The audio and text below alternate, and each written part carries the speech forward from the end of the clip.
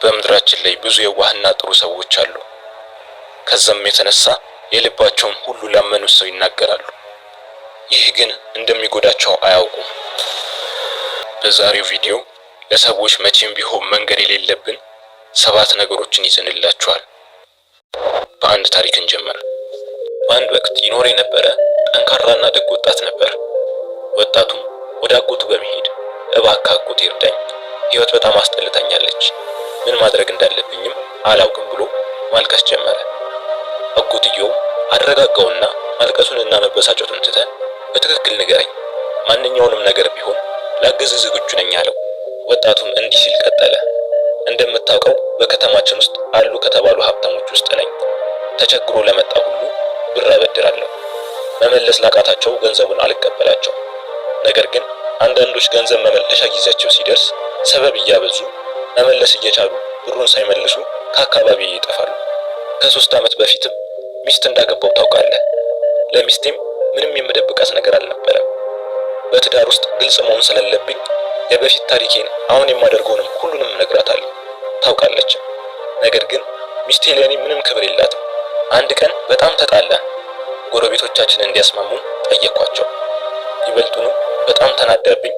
ጭራሹንም ቤቱን ጥላ ወጣች። ብዙ ጊዜ ሰዎችን አያቸዋለሁ። እኔ ፊት በጣም የሚያከብሩኝ አስመስለው ያናግሩኛል። ከጀርባዬ ግን በእኔ ማላገጥና ማሾፍ ልማዳቸው እንደሆነ አይቼዋለሁ። አሁን ቢዝነሴ በማላውቀው መንገድ ወደ መክሰር እየሄደ ነው። ሚስቴም ትታኝ ሄዳለች። ምን ማድረግ እንዳለብኝ አላውቅም አላቸው። አጎቱም በደንብ ካዳመጡት በኋላ አንተን እንደ ልጄ ስለማይህ አንድ እውነት ልንገርህ። ያንተ ችግር ድሮ አባትህ ላይ የታየው ችግር ነበር። እሱም ይህን ነገር አስወግዶ ነው ያን ሁሉ ሀብት ያወረሳችሁ። ዘር ከልጓም ይሳባል አይደል የሚባለው? አሁን ልጄ በደንብ አድምጠኝ። አንተ ይህንን የምታደርገው ደግ ስለሆንክ ነው። ደግነት ሲበዛ ደግሞ ሞኝነት ይሆናል። ስለዚህ ያንተ ችግር በደግነትህ ምክንያት ያጣከው ነው። ያን ያሳጣህ ደግሞ መናገር የሌለብህን ነገር በመናገርህ ነው። ለማንም መናገር የሌለብህን 7 ነገሮች ልንገርህ። የመጀመሪያው መናገር የሌለብህ ያለፈውን ስህተትና የወደፊት እቅድህን ነው። እነዚህ ከራስህ ውጪ ማንም ማወቅ የለበትም። ያለፉ ስህተቶችህን ለሌሎች በማውራት ትክክል ልታደርገው አትችልም። ይህንን ማድረግህ በሰዎች ዘንድ ቂል አድርጎ ያስቆጥርሃል። ያለፈውን ስህተትን ካሳወቅ የዛን ሰዓት ከጀርባ ስላንተ መወራት ይጀምራል። ያልሆንከውን ማንነት ይሰጡሃል። በጥርጣሬ መታየት ትጀምራለህ። አንተ ላይ ያላቸው እምነት ይቀንሳል። ያ ማንነትህን ብትተውና ብትሻሻል እንኳን ከዚህ ማንነት ውጪ ለመለየት ይከብዳቸዋል። እይታቸው ሁሉ የአሁን ስራህን ከበፊቱ ማንነት ጋር በማነጻጸር ብቻ ይሆናል። እናም እንደ እውነተኛ ሰውም ሊያዩህ አይችሉም። በማህበረሰብ ውስጥ ያለህን እይታም ያበላሽብሃል። በተጨማሪም የወደፊት እቅድህን መናገር የለብህም። ምክንያቱም ይህን በማድረግህ የሚገጥሙ 2 ነገሮች አሉ። የመጀመሪያው እቅድህን ለሰዎች ስትነግር በጣም ያበረታተዋል፣ ደስ ይላቸዋል።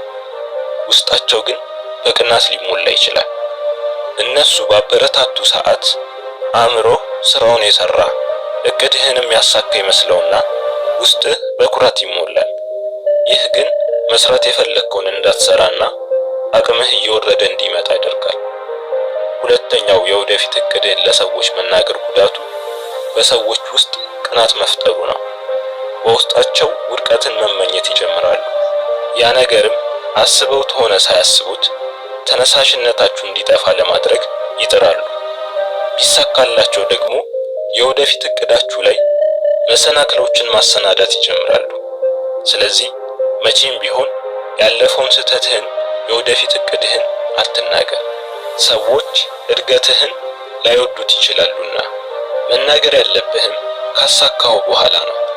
አጎትየው ቀጠሉና ሁለተኛው መናገር የሌለብህ ስላዘንክበት ነገርና ስለተቸገርክበት ነው።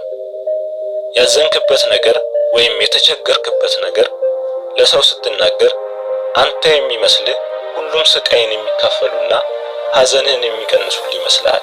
ነገር ግን ያን በማድረግህ ሁሉም ማለት ባንችልም አብዛኛው ሰው አንተን እንደ ደካማና ከነሱ እንዳነስክ ይቆጥሩ ይጀምራሉ። ይህን በማድረግህ ማንም አይረዳህም።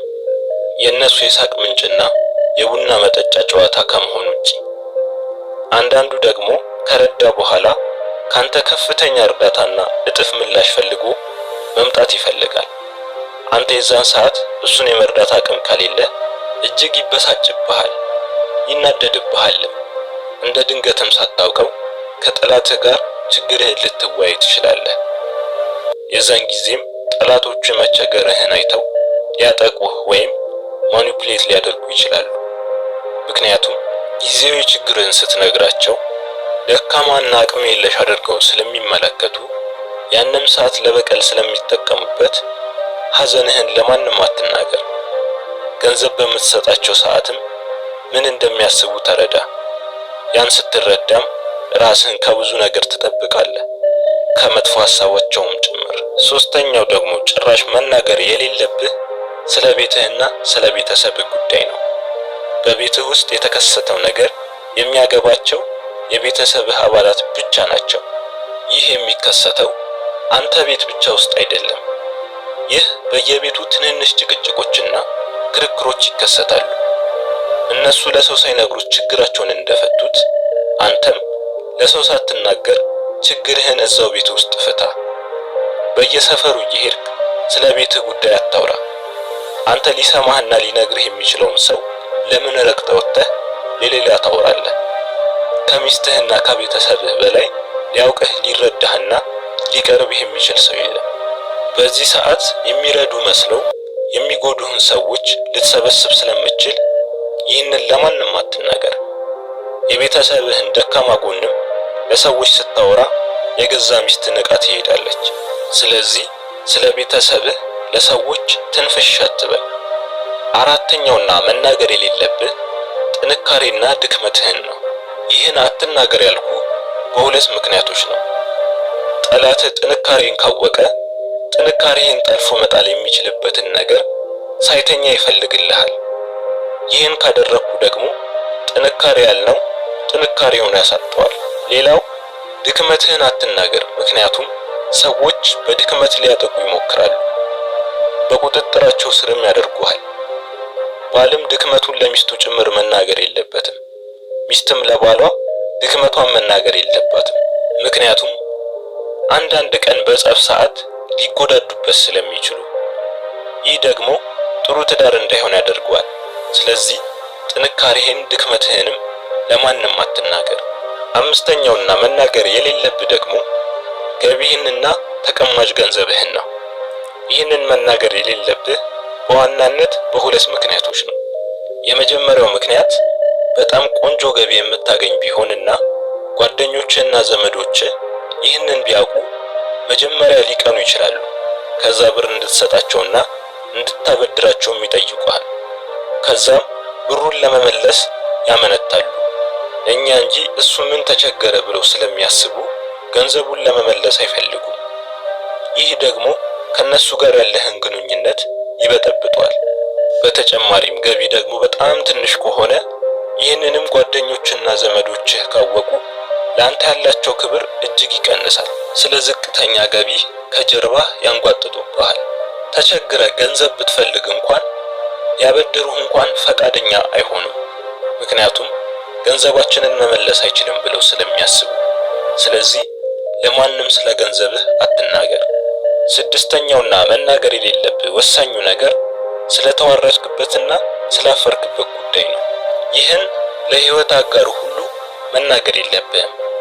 በዛ ውርደት ውስጥ እየተጠቀሙ ሊጎዱ የሚፈልጉ ሰዎች ስላሉ ዝም በል። ደጋግመው ያንን ውርደትና ስድብ ለራሳቸው ጥቅም ሊጠቀሙበት ስለሚችሉ።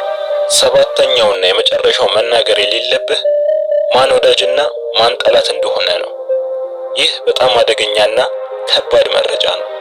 ጠላቶች ስለ ጓደኞች ካወቁ ከጓደኞች ጋር ጥሩ ጓደኝነት በመፍጠር ያንተን ሚስጥሮች በቀላሉ ስለሚያገኙ በዚህ ሰዓት ዝም በል።